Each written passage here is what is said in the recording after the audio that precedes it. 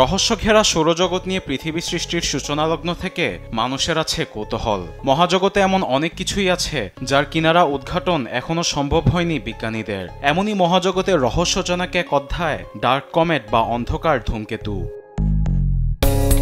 2016 সালে মহাকাশ বিজ্ঞানীরা প্রথম দেখা পেলেও এটি গ্রহাণু ও ধূমকেতুর মিশ্রিত বড় পাথর বলে মনে করেন তারা। 4.6 বিলিয়ন বছর আগে পাথরগুলো সাধারণত মঙ্গল গ্রহ ও জুপিটারের মধ্য কক্ষপথে ঘুরে থাকে, কিন্তু পৃথিবীর আশপাশে এরকম 2003 RM নামক 300 মিটার বা 985 ফুট চওড়া বিশাল অন্ধকার ধূমকেতু আবিষ্কার করে সাড়া ফেলেছেন বিজ্ঞানীরা।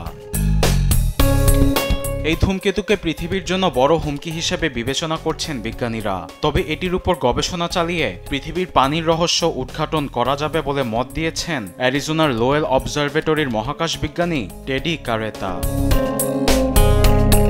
ধূমকেতু থেকে তাপ নির্গত হওয়ার কারণে এটি স্বাভাবিকের চাইতে আরো দ্রুত গতিতে ছুটছে, যাকে বলা হয় ইয়াকোভস্কি ইফেক্ট। এটা হুমকি না আমাদের মহাকাশ সম্পর্কিত প্রশ্নের উত্তর দিবে, এর জন্য পৌঁছাতে হবে বিশাল ধূমকেতুর কাছে। এর জন্য আমাদের 6 বছর সময় প্রয়োজন। ধূমকেতুর অবস্থান পরিষ্কার না হওয়া গেলে আমরা বলতে পারবো না কখন পৃথিবীতে এটা আঘাত হানতে পারে।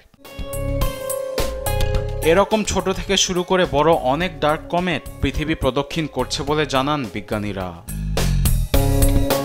আরবিদ আফসার, নিউজ ডেস্ক, দেশ টিভি।